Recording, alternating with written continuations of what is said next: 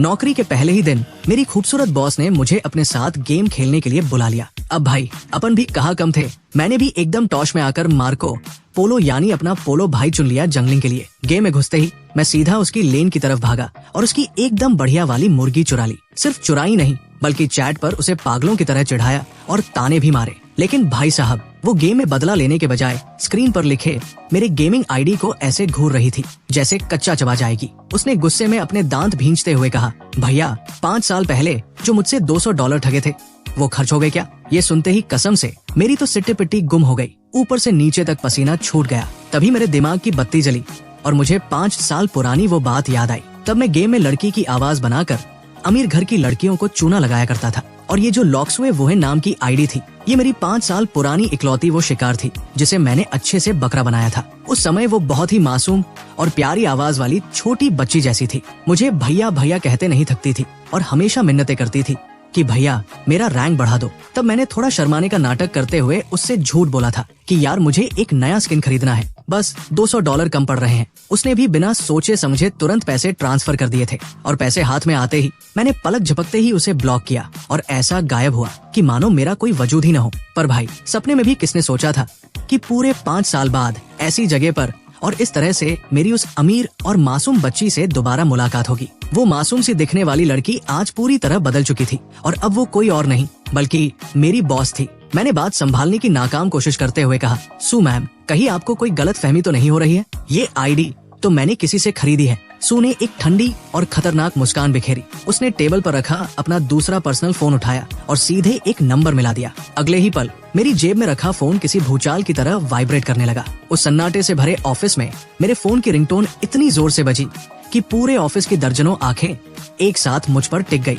मेरे तो पैर ही कांपने लगे, घुटने जवाब दे गए और मैं वहीं पर बैठ गया। मैम रहम करो, अमीर देवी मुझे बख्श दो। वो बोली, खड़े हो जाओ, जब तुम वही हो तो अब इन 5 सालों का ब्याज तो हमें अच्छे से वसूलना पड़ेगा। उसने अपना गेम वाला फोन फिर से उठाया और गेम चालू हुआ। लेकिन अब वो सामने वाले दुश्मनों को नहीं मार रही थी बल्कि पूरे मैप पर पागलों की तरह मेरे पीछे पड़ी थी। वो मेरी लोकेशन बार बार सामने वाली टीम को बता रही थी। जब गेम खत्म हुआ तो मेरा स्कोर कार्ड देखने लायक था। 0 किल, 20 बार मौत। इसके बाद उसने तुरंत मेरी आईडी को रिपोर्ट कर दिया जिससे मेरा क्रेडिट स्कोर पूरी तरह साफ हो गया। आखिर में वो अपनी कुर्सी से खड़ी हुई और पूरे ऑफिस के सामने ऐलान किया, आज से लिन क्यू को प्रेसिडेंट का स्पेशल असिस्टेंट बनाया जाता है। इनका टेबल सीधे मेरे केबिन के अंदर शिफ्ट कर दिया जाए। सबकी हमदर्दी भरी और तरस खाती निगाहों के बीच मेरा बोरिया बिस्तर उठाकर सीधे उसकी आंखों के ठीक सामने रख दिया गया और केबिन में आते ही उसने मुझे मेरा पहला टास्क थमा दिया। उसने कहा, जाओ ऑफिस के नीचे जो फूलों का बगीचा है उसमें जितनी चींटियां हैं उन्हें गिन कर आओ। एक भी चींटी कम हुई तो $100 सैलरी से कटेंगे। खिड़की से बाहर दिख रही उस कड़कड़ाती और झुलसाने वाली धूप को देखकर मेरा दिमाग सुन्न हो गया। पर अब हालत ये थी कि मैं ना तो भाग सकता था और ना ही उसे पलटकर गाली दे सकता था। आखिरकार मुझे उस तपती धूप में बैठकर पूरी दोपहर चींटियां गिननी पड़ी और कसम से मेरी पीठ की चमड़ी तक जलकर उखड़ गई। रात को जब मैं अपने किराए के कमरे पर लौटा तो मेरा खून खौल रहा था। गुस्सा आ रहा था कि साला ऐसी लात मारने वाली नौकरी मुझे नहीं करनी। अगली सुबह मैं सीधा HR डिपार्टमेंट पहुंचा और अपना इस्तीफा उनके हाथ में थमा दिया। वहां बैठी मैडम ने बड़े तरस भरी निगाहों से मुझे देखा और फिर मेरे सामने एक कॉन्ट्रैक्ट पेपर रख दिया। लिन क्यू, जरा ये कॉन्ट्रैक्ट पढ़ लो। उसमें साफ साफ लिखा था, अगर दूसरी पार्टी यानी लिन क्यू कॉन्ट्रैक्ट की ड्यूरेशन के दौरान खुद नौकरी छोड़ता है तो उसे पहली पार्टी को जुर्माने के तौर पर पूरे 20 लाख रुपए देने होंगे। 20 लाख रुपए। भाई ये औरत है या साक्षात यमराज की बहन? सिर्फ उन $200 के चक्कर में कोई इस हद तक गिर सकता है क्या? अब पैसे तो थे नहीं तो मुझे अपनी इज्जत का जनाजा निकालते हुए वापस बॉस के केबिन में जाना पड़ा और उसके जुल्म सहने के लिए तैयार होना पड़ा। उसने आवाज लगाई, लिन क्यू मेरे लिए एक कप कॉफी लाओ। मैं कॉफी लेकर गया। उसने एक घूंट पिया और सीधे मेरे पैरों के पास फेंक दी और बहाने बनाने लगी, बहुत गर्म है, बहुत ठंडी है, चीनी बहुत ज्यादा है, चीनी डाली ही नहीं है। ऐसे चक्कर काटते काटते मैंने कम से कम 15-20 फेरे लगाए। मुझे लगने लगा कि मेरे पैर अब मेरे जिस्म का हिस्सा ही नहीं रहे और जब मुझे लगा कि चलो अब टॉर्चर खत्म हुआ तभी उसने एक नया फरमान सुना दिया, कंपनी में जल्द ही एक नया कॉर्पोरेट कल्चर शुरू होने वाला है। तुम बॉस के असिस्टेंट हो तो तुम्हें ही मिसाल पेश करनी होगी, इसलिए कल से तुम रोज गेम के एक कैरेक्टर का कॉस्ट्यूम पहनकर ऑफिस आओगे। मैंने चौंक कर पूछा, क्या कॉस्ट्यूम पहनकर? वो बोली, हाँ, और कल की शुरुआत तुम अपने उसी चहेते मार्को पोलो से करोगे। तो भाई अगले दिन मुझ जैसा 6 फीट का लंबा चौड़ा मर्द वो अजीब सा और छोटे साइज का मार्को पोलो का कार्टून जैसा कपड़ा पहनकर सिर पर रंग बिरंगे बालों का विग लगाकर ऑफिस में यहाँ वहाँ घूम रहा था। मैं जहाँ से भी गुजरता लोग अपनी हंसी रोकने के लिए अपने मुंह दबा रहे थे और पूरे ऑफिस में ठहाके गूंज रहे थे। मेरी इज्जत की धज्जियां उस दिन सरेआम उड़ाई गई। डिपार्टमेंट की मीटिंग के दौरान तो सू ने हद ही पार कर दी। उसने प्रोजेक्टर पर चल रही फाइनेंशियल रिपोर्ट की तरफ इशारा करते हुए मुझसे कहा, असिस्टेंट लिन, जरा मार्को पोलो की आवाज और अंदाज में ये पूरी रिपोर्ट सबको पढ़कर सुनाओ। मेरा मन तो कर रहा था कि वो फाइल उठाकर उसके मुंह पर मारूं, पर मजबूरी थी, तो मैंने अपनी बुद्धि का दिवाला निकालते हुए उसी कार्टून वाली आवाज में पढ़ना शुरू किया। मीटिंग में सबने ठाके मारने शुरू कर किया। मीटिंग खत्म होने के बाद मैं कैंटीन में जाकर दूसरे कलीग्स के सामने सू की बुराई कर रहा था और उसे डायन बोल रहा था। तभी किस्मत खराब, वो ऐन वक्त पर वही आ धमकी और उसने मुझे रंगे हाथों पकड़ लिया। लेकिन अजीब बात ये थी कि वो गुस्सा नहीं हुई, बल्कि बड़े मजे लेते हुए मुझे ऊपर से नीचे तक देखने लगी और बोली, अच्छा तो मैं डायन हूँ, पर मेरी झाड़ू कहाँ है? तुम्हें आधे घंटे का वक्त देती हूँ, जाओ बाजार से एक वैसी ही डायन वाली झाड़ू खरीद कर लाओ। और हाँ, याद रहे उस झाड़ू पर बैठकर उसे उड़ाने की एक्टिंग करते हुए वापस आना। फिर क्या था, रास्ते चलते लोगों और पुलिस वालों की अजीबोगरीब निगाहों के बीच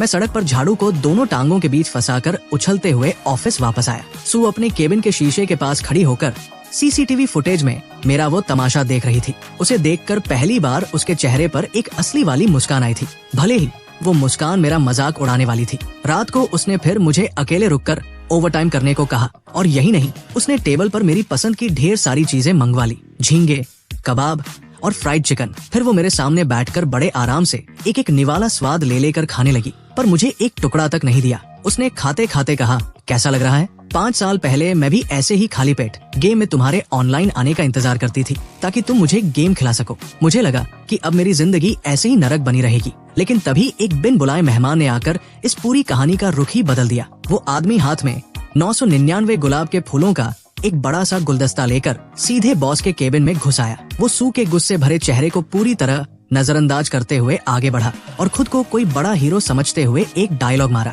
जानू ये सब कॉर्पोरेट की दुनिया छोड़ो, मैं तुम्हें अपने सपनों की रानी बनाकर रखूंगा, मुझसे शादी करोगी? भाई, आज के जमाने में भला ऐसे घिसे पिटे फिल्मी डायलॉग कौन मारता है? सू भी उससे बुरी तरह पक चुकी थी। उसने अपनी आंखें घुमाई और अचानक पास में खड़े मुझ मार्को पोलो बने असिस्टेंट को अपनी तरफ खींच लिया और कहा, ये मेरा बॉयफ्रेंड है। उस अमीर जादे की नजरें तुरंत मेरे ऊपर किसी चाकू की तरह गड़ गई, मानो वो अपनी आंखों से ही मेरी छाती में 2 छेद कर देगा। उसने अपनी जेब से एक चेक बुक निकाली और खटाखट उस पर एक रकम लिख दी, 5 करोड़ रुपए, और चेक बुक पटक कर बोला, ये चेक पकड़ और इसे छोड़ दे। भाई साहब, मैंने अपनी पूरी जिंदगी में एक साथ इतने पैसे नहीं देखे थे। मेरा हाथ तो अपने आप ही चेक लेने के लिए आगे बढ़ गया था, पर अगले ही पल मेरे पैर के अंगूठे पर इतनी तेज दर्द हुआ कि मेरी रूह कांप गई। सू ने अपनी वो 10 सेंटीमीटर की नुकीली हील पूरी ताकत से मेरे पैर पर रख दी थी। दर्द के मारे मेरे मुंह से एक ठंडी आन निकल गई। उसने मेरे कान के पास आकर बिल्कुल धीमी पर बेहद खतरनाक आवाज में फुसफुसाया, अगर ये चेक छुआ भी तो तुम सीधे श्मशान जाओगे। मैं दर्द से करहा रहा था, पर जान बचाने की चाहत में मैंने अपनी आंखों में आंसू भरकर उस आलीशान चेक को ठुकरा दिया। नहीं, मेरा और चिंगकसुए का प्यार इस पैसे से कहीं बढ़कर है, ये अनमोल है। वो अमीर ज्यादा गुस्से में लाल पीला हो गया और बोला, ठीक है, तुम दोनों रुको, मैं तुम्हें शहर में रहने लायक नहीं छोड़ूंगा। तभी सू गरजते हुए बोली, तुम होते कौन हो बोलने वाले? वो मेरा कुत्ता है और उसे धमकाने करने का हक सिर्फ और सिर्फ मेरा है। उन 2 खतरनाक और संकी लोगों के बीच फंसकर मुझे लगा कि मेरा दम ही निकल जाएगा। उसी रात जब सब सो गए और सन्नाटा छा गया, मैंने चुपचाप अपना बोरिया बिस्तर समेटा और रात की ट्रेन पकड़कर सीधे अपने गांव की जनरल टिकट कटा ली। भागो, यहाँ से भागना ही इकलौता रास्ता था। 20 लाख का जुर्माना जाए भाड़ में, मुझे नहीं करनी ऐसी नौकरी। इससे अच्छा तो मैं अपने गांव जाकर खेती कर लूंगा। मुझे पूरा यकीन था कि येसु मुझे ढूंढते हुए इस दूर दराज के पहाड़ों और गांवों में तो कभी नहीं आ पाएगी। जैसे ही ट्रेन ने रफ्तार पकड़ी, मैंने खिड़की से बाहर पीछे छूटते हुए शहर की रोशनी को देखा और एक बहुत लंबी और राहत की सांस ली। हट तेरी की, अलविदा पुरानी डायन, अब ये लिन क्यों पूरी तरह आजाद है। अपने गांव वापस पहुंचते ही मेरी तो जैसे जान में जान आ गई। मैंने वो अजीब सा और टाइट कॉस्ट्यूम उतार कर फेंक दिया और अपना ढीला ढाला कच्छा और हवाई चप्पल पहन ली। मुझे लगने लगा कि मैं फिर से अपने गांव का वही बेफिक्र और बिंदास लड़का बन गया हूँ। मेरी दादी मुझे वापस देखकर इतनी खुश हुई कि दादी तो खुशी के मारे फूली नहीं समा रही थी। अपनी बत्ती सी दिखाते हुए बोली, अरे कछुआ, आ गया तू? काहे रे, शहर में मन नहीं लगागा? मैंने भी हंसकर कहा, अरे दादी, शहर की जिंदगी भी कोई जिंदगी है, वहाँ तो बस भागम भाग मची रहती है। अपना गांव ही सबसे बेस्ट है, यहाँ की हवा में ही सुकून है। अब भाई, अगले 2 दिन तो मैंने खुद को बिल्कुल खुला सांड छोड़ दिया। कोई काम नहीं, कोई फिक्र नहीं, रोज सुबह उठकर गांव के नाकों पर नुक्कड़ वाले समोसे की दुकान पर बैठ जाता। मेरे पीछे गांव के 4-5 नाक बहते हुए छोटे बच्चे हाथ में फोन लिए घूमते रहते। मैं उनके साथ किंग्स ऑफ ग्लोरी गेम खेलता और खेलते खेलते अपनी छाती ठोककर लंबी लंबी हाँकता। मैंने कहा, अरे बच्चों, तुम क्या जानो, ये जो तुम्हारा लिन भैया है ना, अपने जमाने में मार्को पोलो का नंबर 1 प्लेयर था। जब मैं दोनों हाथों में बंदूक लेकर मैदान में उतरता था तो बड़े बड़े धुरंधर भी रास्ता बदल लेते थे। वो छोटे छोटे बच्चे भी अपनी आंखें फाड़कर मुझे ऐसे देखते मानो साक्षात भगवान उतर आए हों। कसम से मेरी तारीफों को सुनकर मेरा ईगो एकदम 7वें आसमान पर पहुंच गया था। तभी अचानक गांव की उस इकलौती धूल भरी कच्ची सड़क पर दूर से एक तगड़ा बवंडर उठता हुआ दिखाई दिया। धूल के गुबार को चीरती हुई एक ऐसी चमचमाती आलीशान मर्सिडीज मेबैक कार आई जो मैंने सिर्फ इंटरनेट की रील्स में देखी थी। वो लग्जरी गाड़ी हमारे उस उबड़ खाबड़ रास्ते पर ऐसी लग रही थी मानो किसी फटे हुए कपड़े पर सोने का पैच लगा दिया हो। खेतों में काम कर रहे ताऊ, नीम के पेड़ के नीचे ताश खेल रहे चाचा और घरों में बैठी औरतें सब के सब अपना काम छोड़कर तमाशा देखने सड़क पर आ गए। गांव के लोग फुसफुसाने लगे, अरे बाप रे, ये कौन सी गाड़ी है भाई? ये तो अपने सरपंच साहब के ट्रैक्टर से भी ज्यादा चमकीली है। साला, इस गाड़ी को खरीदने के लिए तो मुझे जन्म जन्म तक अपनी मक्के की फसल बेचनी पड़ जाएगी। पूरे गांव की फटी आंखों के बीच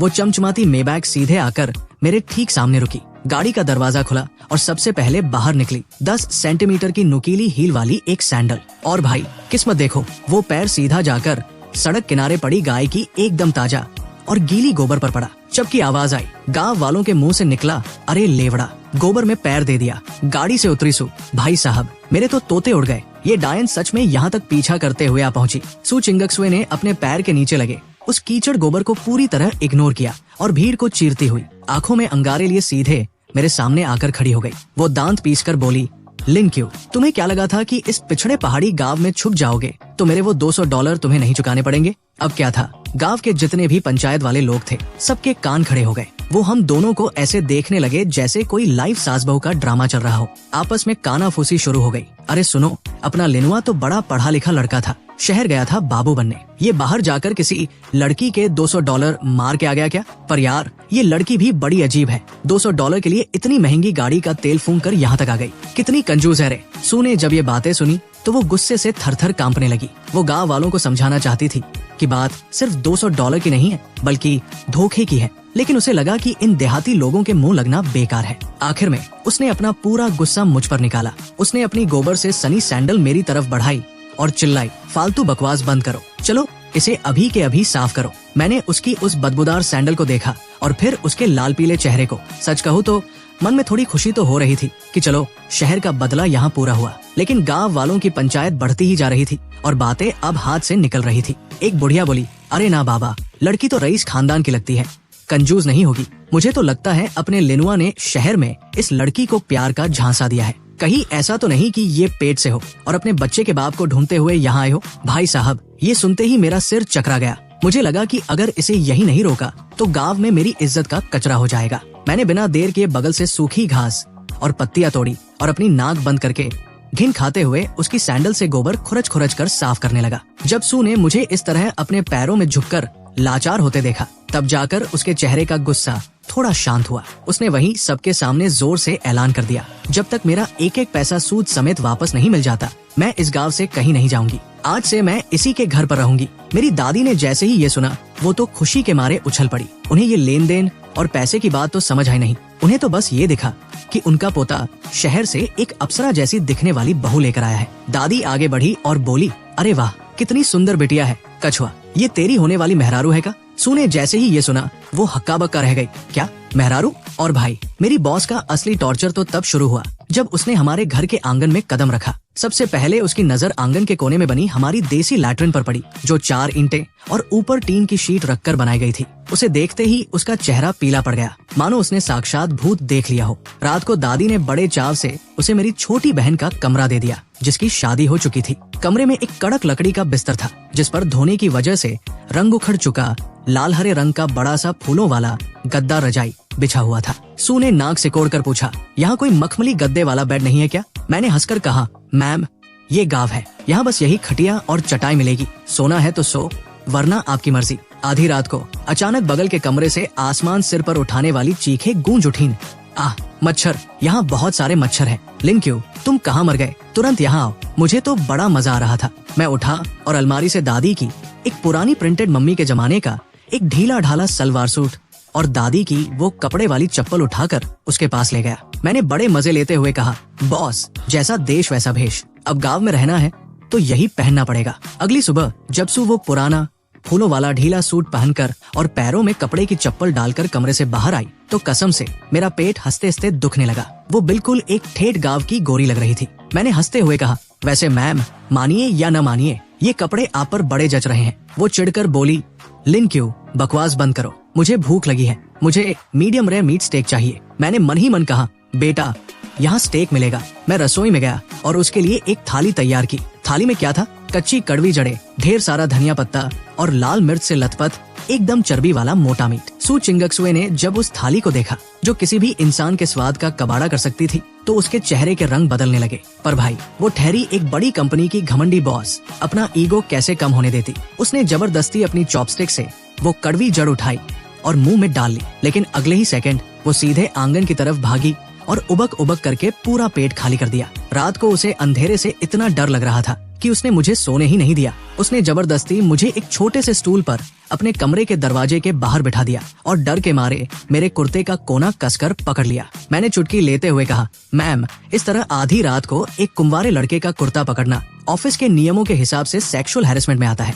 हाँ, वो आंखें तरेर कर बोली, चुप रहो, तुम्हें मेरी रखवाली करने का मौका मिला है, इसे अपना सौभाग्य समझो। उसे इस तरह डर से कांपते हुए और ऊपर से झूठी हैकड़ी दिखाते हुए देखकर अचानक मेरे दिल में उसके लिए थोड़ी हमदर्दी जाग गई। मुझे लगा कि यार ये कंजूस डायन उतनी भी बुरी नहीं है जितनी लगती है। लेकिन अगली ही सुबह एक भयानक और कान फाड़ देने वाली आवाज ने पूरा तहलका मचा दिया। हमारी नींद खुली और मैं भागकर आंगन से बाहर आया। आसमान में देखा तो एक सफेद रंग का प्राइवेट हेलीकॉप्टर हवा में हिचकोले खाता हुआ हमारे गांव के अनाज सुखाने वाले मैदान की तरफ उतर रहा था। उसके पंखों की हवा इतनी तेज थी कि मैदान में खड़े हमारे चचेरे दादा चेनलिन के सिर का नकली विग उड़कर सीधे हवा में गायब हो गया। हेलीकॉप्टर अभी पूरी तरह रुका भी नहीं था कि वही अमीरजादा, वही शेंगजिन हाथ में नीले रंग के महंगे फूलों का गुलदस्ता लिए हीरो वाले स्टाइल में नीचे कूदा। लेकिन जैसे ही उसके पैर जमीन पर टिके, बगल के सुअर के बाड़े से ऐसी तीखी और सड़ी हुई बदबू आई कि वो वही खड़े खड़े उल्टी करने लगा। उसने अपनी नाक पर रुमाल रखा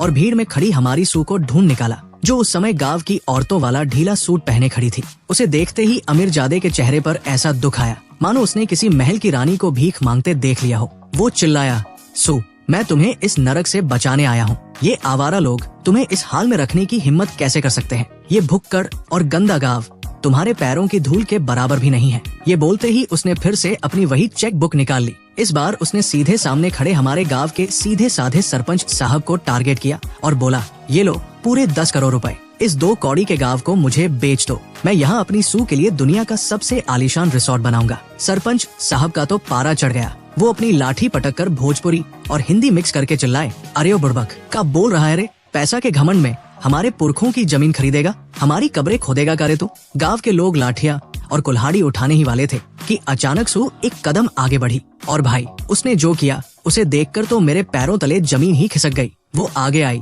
और उसने बड़े प्यार से मेरी बाजू में अपना हाथ डाल दिया। वो पूरी तरह मुझ पर झुक गई और उस अमीरजादे की तरफ देखकर एक बहुत ही मीठी और कातिलाना मुस्कान के साथ बोली, आई एम सॉरी मिस्टर वेई, पर मुझे यहाँ का ये ठेठ देसी माहौल बहुत पसंद है और इस माहौल के साथ साथ मुझे ये एकदम देसी बंदा भी बेहद पसंद है। उस अमीरजादे को अपनी आंखों पर यकीन नहीं हुआ। उसे लगा कि सू ये सब मजबूरी में कह रही है और मैंने उसे डरा धमका कर रखा है। उसने सीधे मेरी तरफ उंगली उठाई और मुझे चैलेंज कर दिया, ठीक है, अगर तुम सच में मर्द हो तो मुझसे मुकाबला करो और साबित करो कि तुम मुझसे बेहतर हो। हम दोनों कम्पीट करेंगे और मुकाबला उसी चीज में होगा जिसमें तुम गांव वाले एक्सपर्ट हो, यानी धान की खेती करना। मैंने उसके उस महंगे साफ सुथरे सूट को देखा और उसके चमचमाते हुए लेदर के जूतों को देखा। मेरे चेहरे पर एक शैतानी मुस्कान आ गई। मैंने मन ही मन कहा, बेटा भगवान के घर में देर है अंधेर नहीं, खुद चलकर यमराज के पास आए हो। मैंने कहा, चलो भाई मंजूर है, आज तुम्हें दिखाते हैं कि असली देसी पावर क्या होती है। धान रोपने के इस महामुकाबले की खबर पूरे गांव में आग की तरह फैल गई। दोपहर होते होते गांव का बच्चा बच्चा, बूढ़े बुजुर्ग सब हाथ में खटिया, स्टूल और टाइम पास के लिए तंबाकू खैनी लेकर गांव के पूर्वी हिस्से वाले पानी से भरे कीचड़ के खेत के पास जमा हो गए। सब इस ऐतिहासिक दंगल को देखने के लिए उतावले थे। वो अमीरजादा सीना फुलाए अपनी पूरी अकड़ के साथ खेत की मेड़ पर आकर खड़ा हो गया। उसने जैसे ही पानी और कीचड़ से भरे उस धान के खेत में अपना एक पैर रखा, भाई साहब, वो किसी मूली की तरह सीधा उस दलदल जैसी मिट्टी में धंस गया। उसका पैर ऐसा फंसा कि उससे पैर खींचते ही नहीं बन रहा था। ये नजारा देखकर मेड़ पर बैठे पूरे गांव के लोग पेट पकड़ पकड़ कर पागलों की तरह हंसने लगे। अब आई मेरी बारी। मैं तो ठहरा गांव का छोरा। मैंने बिना किसी नौटंकी के अपने नंगे पैर कीचड़ में डाले और एकदम मजे में, जैसे पानी पर तैर रहा हूँ, आगे बढ़ा। मेरा हाथ एकदम बिजली की तरह चलने लगा। शू शू शू। पलक झपकते ही मैंने एकदम सीधी लाइन में धान के पौधों की रोपाई कर दी। दूसरी तरफ वो अमीरजादा विंग उस कीचड़ में आधे घंटे तक हाथ पैर मारता रहा। जब वो बड़ी मुश्किल से तड़प कर बाहर निकला तो सिर से लेकर पैर तक पूरा कीचड़ में नहा चुका था। एकदम मिट्टी का पुतला लग रहा था। वो बेचारा अभी 2 कदम आगे बढ़ा ही था कि अचानक उसकी एक बहुत तेज चीख निकली। अरे बाप रे, मुझे किसी चीज ने काट लिया, बचाओ। उसने डर के मारे अपनी पैंट ऊपर उठाई तो देखा कि एक मोटी,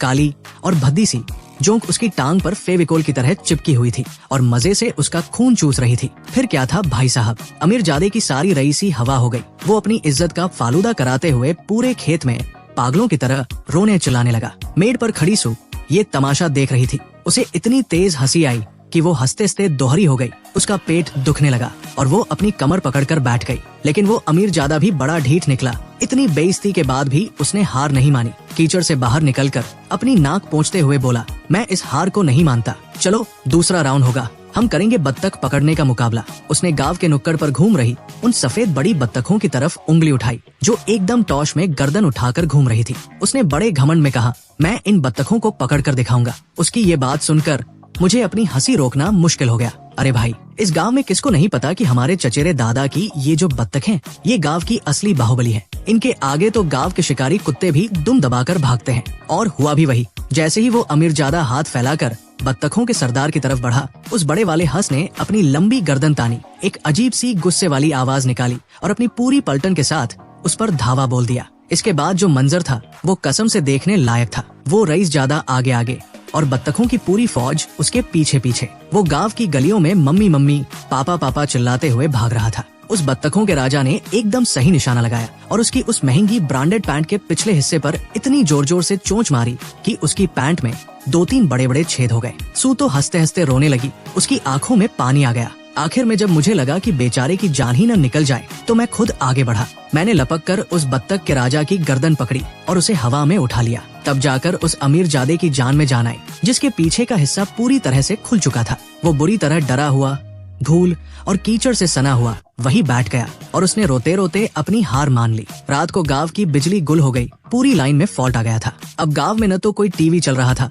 और न ही फोन में नेटवर्क था। पूरा गांव एकदम घने अंधेरे और एक जादुई सन्नाटे में डूब गया। मैं और सू उठकर हमारे घर की कच्ची छत पर चले गए और मुंडेर पर बैठ गए। जब हमने ऊपर देखा तो आसमान में लाखों करोड़ों सितारे जगमगा रहे थे। ऐसा नजारा जो शहर की पॉल्यूशन वाली हवा में कभी देखने को नहीं मिलता। गर्मी की वो रात, हल्की हल्की ठंडी हवा जिसमें मिट्टी और हरी घास की सौंधी सी खुशबू घुली हुई थी, बदन को छू रही थी तो बड़ा सुकून मिल रहा था। तभी अचानक सू ने आसमान की तरफ देखते हुए बहुत ही गंभीर आवाज में पूछा, लिन क्यों, 5 साल पहले तुमने मुझसे झूठ क्यों बोला था? और वो पैसे लेने के बाद तुमने मुझे तुरंत ब्लॉक क्यों कर दिया था? मैं बिल्कुल चुप हो गया। ये एक ऐसा सवाल था जो पिछले 5 साल से एक कांटे की तरह मेरे दिल में चुभ रहा था। मैंने एक लंबी सांस ली और कहा, मैम, सच बात तो ये है कि उस समय मेरी माँ बहुत ज्यादा बीमार थी। उनका एक बड़ा ऑपरेशन होना था और हमें पैसों की सख्त जरूरत थी। मेरे पास कोई रास्ता नहीं था, इसलिए मैंने शॉर्टकट अपनाया और इंटरनेट पर झूठ बोलकर पैसे ऐंठने की सोची। लेकिन जैसे ही तुम्हारे वो $200 मेरे हाथ में आए,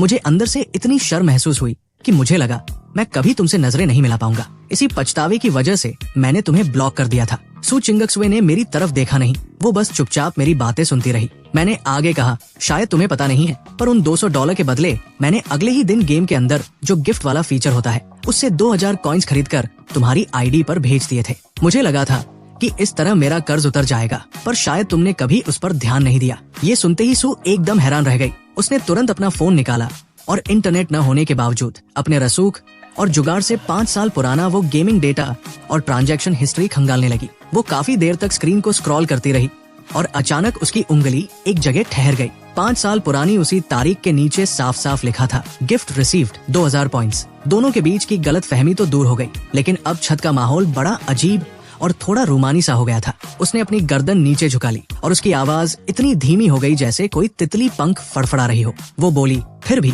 तुम धोखेबाज तो हो ही। तुमने पैसे भले लौटा दिए, पर मेरा भरोसा तो तोड़ दिया था। तुम्हें पता है, उस समय मेरे मम्मी पापा का तलाक हो रहा था। घर में रोज झगड़े होते थे। कोई मुझे प्यार नहीं करता था, कोई मेरी परवाह नहीं करता था। उस अकेलेपन में मेरे लिए गेम की वो दुनिया और तुम ही सब कुछ थे। मैंने तुम्हें अपना सबसे सच्चा दोस्त माना था। उसकी ये बात सुनते ही मेरे सीने में जैसे कोई बहुत तेज झटका लगा। कसम से मुझे अंदर तक झकझोर दिया इस बात ने। मुझे अंदाजा भी नहीं था कि उन $200 के पीछे इतनी बड़ी और दर्दनाक कहानी छिपी होगी। मैंने चांदनी रात में उसके उस खूबसूरत और मासूम चेहरे को देखा। उस वक्त उसके चेहरे पर वो रोज वाली कड़क बॉस वाली अकड़ नहीं थी, बल्कि एक अजीब सी बेबसी और भोलापन था। मुझे पहली बार लगा कि यार, ये लड़की उतनी खतरनाक नहीं है, ये तो दिल की बहुत साफ है। खैर, वो अमीरजादा विंग पूरे 1 दिन तक शहर के अस्पताल में भर्ती रहा और अगले दिन वो फिर से पूरी तैयारी के साथ गांव में धमक गया। लेकिन इस बार उसने वो फालतू के फूल और बत्तख पकड़ने वाली नौटंकी नहीं की। इस बार वो अपने साथ काले सूट और काले चश्मे वाले दर्जनों तगड़े बॉडीगार्ड्स लेकर आया था,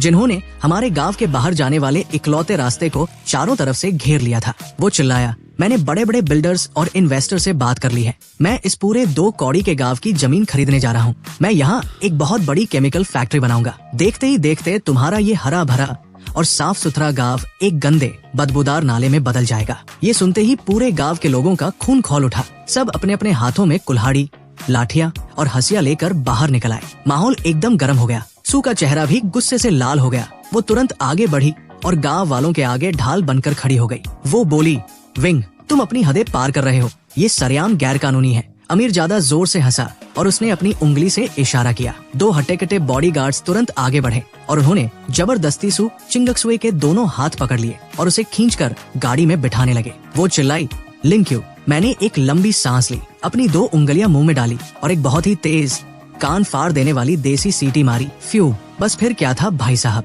मेरी सीटी बजते ही गांव के कोने कोने से, गलियों से, छतों के नीचे से सैकड़ों की तादाद में हमारे देसी शिकारी कुत्ते बाहर निकल आए। कुत्तों का एक बहुत बड़ा सैलाब आ गया, जिसने उस अमीरजादे की गाड़ियों के काफिले को चारों तरफ से घेर लिया। उधर से गांव के लोगों ने गोबर उठाने वाले फावड़े, सड़े हुए टमाटर और पुरानी सब्जियां फेंकनी शुरू कर दी। पूरे माहौल में कुत्तों के भौंकने की आवाज और उन गुंडों के रोने चिल्लाने की आवाजें मिक्स हो गई। वो शहर के बॉडीगार्ड्स, जिन्होंने कभी असली देसी दंगल नहीं देखा था, गांव वालों और कुत्तों के आगे टिक नहीं पाए। उनकी पैंट ढीली हो गई और वो दुम दबाकर पीछे हटने लगे। मैं उसी अफरा तफरी के बीच दौड़कर गाड़ी के पास पहुंचा। मैंने हाथ में पकड़ा हुआ लोहे का फावड़ा पूरी ताकत से गाड़ी के शीशे पर दे मारा। धड़ाम। गाड़ी का शीशा चकनाचूर हो गया और कांच का एक टुकड़ा सीधे मेरे हाथ पर आकर लगा, जिससे खून की धार बहने लगी। पर उस वक्त मुझे दर्द का कोई एहसास नहीं था। मैंने बिना परवाह किए टूटे शीशे के अंदर हाथ डाला, दरवाजा खोला और सू का हाथ पकड़कर उसे झटके से बाहर खींच लिया।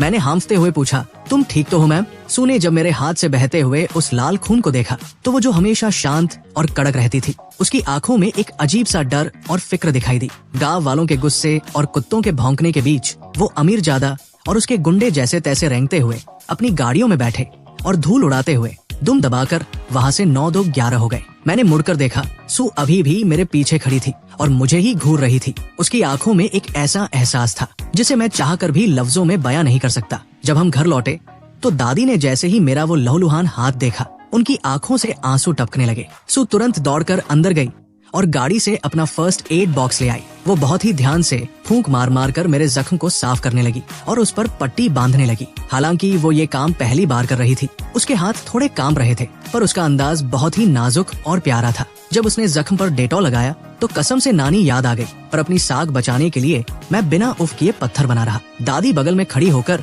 ये सब देख रही थी। उन्होंने मंद मंद मुस्कुराते हुए कहा, अरे वाह बिटिया, तू तो अपने पति का बिल्कुल एक संस्कारी पत्नी की तरह ख्याल रख रही है। जोड़ी एकदम सलामत रहे। दादी की ये बात सुनते ही सू का चेहरा टमाटर की तरह एकदम लाल हो गया। उसकी नजरें झुक गई। ये पहली बार था जब मैंने उस कड़क बॉस को इस तरह शर्माते हुए देखा था। बस भाई, उस दिन के बाद से हमारे बीच की पूरी वाइब ही बदल गई। उसने फिर कभी मुझसे उन $200 का जिक्र नहीं किया और नहीं कभी उस 20 लाख के जुर्माने का नाम लिया। उसने अपनी वो ऊंची हील वाली सैंडल और महंगे सूट हमेशा के लिए बक्से में बंद कर दिए। अब वो भी सूती कपड़े और चप्पल पहनकर मेरे साथ रोज सुबह नदी किनारे मछलियाँ पकड़ने जाती और जंगलों में जाकर मशरूम चुनती। वो चीजें बहुत जल्दी सीख रही थी। जो लड़की पहले दिन गोबर देखकर चिल्लाई थी, अब वो गांव के कामों में एकदम एक्सपर्ट हो चुकी थी। एक दिन जब हम दोनों नदी किनारे बैठकर मछलियाँ पकड़ रहे थे तो उसने अचानक मेरी तरफ देखा और बहुत ही सीरियस होकर कुछ कहने के लिए आगे बढ़ी। उसका वो गंभीर चेहरा देखकर मैं थोड़ा घबरा गया और 2 कदम पीछे हट गया। मैम, क्या हुआ? सू चिंगक्सुए ने कुछ बोला नहीं। वो धीरे धीरे मेरी तरफ बढ़ने लगी और उसने मुझे पीछे धकेलते हुए एक बड़े से पेड़ के तने से सटा दिया। उसने अपनी ठुड्डी थोड़ी ऊपर उठाई। उसकी आंखों में वही पुरानी रईस और कड़क बॉस वाली धमक वापस आ गई थी। मैं कुछ बोलने ही वाला था, मेरा मुंह खुला का खुला रह गया। तभी उसने अपनी जेब से एक कागज निकाला। ये वही कॉन्ट्रैक्ट पेपर था जिसमें 20 लाख के जुर्माने की बात लिखी थी और जिसे मैंने सोचा था कि वो अपनी तिजोरी में संभाल कर रखेगी। उसने मेरी आंखों के ठीक सामने उस कागज के 2 टुकड़े किए और उसे हवा में उड़ा दिया। मेरा दिल इतनी जोर से धड़कने लगा मानो अभी छाती चीर कर बाहर आ जाएगा। मुझे इस तरह हक्का बक्का देखकर उसके होठों पर एक बहुत ही शैतानी और प्यारी सी मुस्कान आ गई। वो थोड़ा और करीब आई, अपनी सांसें मेरे चेहरे पर छोड़ते हुए मेरे कान के पास झुकी और बिल्कुल धीमी आवाज में एक ऐसी बात कही जिसे सुनकर मेरे होश उड़ गए। खैर, आखिरकार उसकी वो सजा पूरी हुई और वो मुझे वापस अपनी कैद में लेकर शहर यानी एसिटी लौट आई। लेकिन जब मैं वापस ऑफिस पहुंचा तो पूरा नजारा ही बदल चुका था। ऑफिस के जितने भी कलीग्स थे जो पहले मुझे तरस और हमदर्दी की निगाहों से देखते थे, अब उनकी आंखें फटी की फटी रह गई। वो मुझे ऐसे देख रहे थे मानो मैं कोई असिस्टेंट नहीं बल्कि साक्षात दामाद जी हूँ। वो लड़का जो कभी चींटियां गिनता था, जो मार्को पोलो का कार्टून वाला कॉस्ट्यूम पहनकर घूमता था, आज हालत ये थी कि मैं बिना किसी डर के एकदम राजा बाबू की तरह बॉस के केबिन में जाता, वहाँ रखे आलीशान सोफे पर पैर पसार कर बैठता और सीधे बॉस के पर्सनल कंप्यूटर पर मजे से गेम खेलता। और भाई, कमाल की बात देखो, वो कड़क हिटलर जैसी दिखने वाली लेडी बॉस मुझ पर गुस्सा करने के बजाय खुद अपने हाथों से मेरे लिए बढ़िया सी चाय लाती, पानी देती और मजे से फल छील छील कर मुझे खिलाती थी। ऑफिस की मीटिंग्स में सू आज भी वही पुरानी शेरनी थी जिसके सामने अच्छे अच्छे मैनेजर्स की पैंट गीली हो जाती थी। वो अपने काम में एकदम पक्की और कड़क थी। लेकिन अब ऑफिस के हर एक बंदे ने एक बात नोटिस कर ली थी, वो ये कि सू की नजरें जैसे ही पूरे हॉल को घूमती हुई मुझ पर आकर टिकती, उसकी आंखों का वो गुस्सा पल भर में पिघल जाता और उसकी जगह एक बेहद प्यारी और मखमली मुस्कान आ जाती। जब ऑफिस की छुट्टी हो जाती और सब लोग अपने अपने घर चले जाते, तब जाकर शुरू होती थी हमारी असली महफिल, हमारा मियाँ बीवी वाला पर्सनल टाइम। रोज रात को साथ में मिलकर गेम खेलना हमारा एक पक्का नियम बन चुका था। लेकिन भाई, इस बार पासा पूरी तरह पलट चुका था। अब मैं बिना किसी शर्म के एकदम तसल्ली से एक सपोर्ट कैरेक्टर चुन लेता और एक नंबर के कामचोर की तरह गेम में उसके सिर पर जाकर बैठ जाता। और दूसरी तरफ हमारी मैडम खुद मार्को पोलो बनकर मैदान में उतरती और पूरे गेम में दुश्मनों की ऐसी धुनाई करती कि सामने वाली टीम थर-थर कांपने लगती। वो मुझे एकदम मजे से हर गेम जिताती और मैं बिना कुछ किए आराम से जीत का मजा लेता। अब गेम है तो कुछ सिरफिरे और जलने वाले खिलाड़ी भी मिल ही जाते हैं। कभी कभार टीम के कुछ बदतमीज लड़के चैट पर मुझे ताने मारने लगते, अरे ये कौन आ गया भिखारी, साला लड़की के भरोसे जी रहा है, बिल्कुल जोरू का गुलाम है, मुफ्त की रोटियां तोड़ रहा है। भाई, जैसे ही चैट पर कोई ऐसा मैसेज आता, सू का पारा 7वें आसमान पर पहुंच जाता। वो बिना एक पल गवाए तुरंत गेम का माइक ऑन करती और अपनी उसी कड़क, रॉबीली और भारी आवाज में सामने वाले की सरेआम क्लास लगा देती। हाँ, मैं इसे अपनी मर्जी से गेम खिला रही हूँ, तुम्हें कोई दिक्कत है क्या? ये वही लड़का है जिसे मैंने 5 साल पहले पूरे $200 देकर खरीदा था। ये मेरा अपना बंदा है, समझे? अब चुपचाप अपना गेम खेलो वरना तुम्हारी आईडी यही ब्लॉक करवा दूंगी। मैं अपने फोन की स्क्रीन पर उसकी ये कड़क और धांसू बातें देखता तो मेरे चेहरे पर एक बड़ी सी मुस्कान आ जाती। मैं मन ही मन हंसता और सोचता कि यार, कहा तो 5 साल पहले मैं सिर्फ गेम में एक नया स्किन चुराने और चूना लगाने के चक्कर में आया था, पर किसे पता था कि उस $200 के चक्कर में मैं अपनी पूरी जिंदगी ही इस डायन के नाम कर बैठूंगा। पर जो भी हो भाई, अब इस गुलामी में भी एक अलग ही मजा था। तो दोस्तों, कैसी लगी आपको ये स्टोरी? अच्छी लगे तो वीडियो को हाइप और लाइक जरूर करना और चैनल को सब्सक्राइब करना मत भूलना। मिलते हैं बहुत जल्द अगली वीडियो में।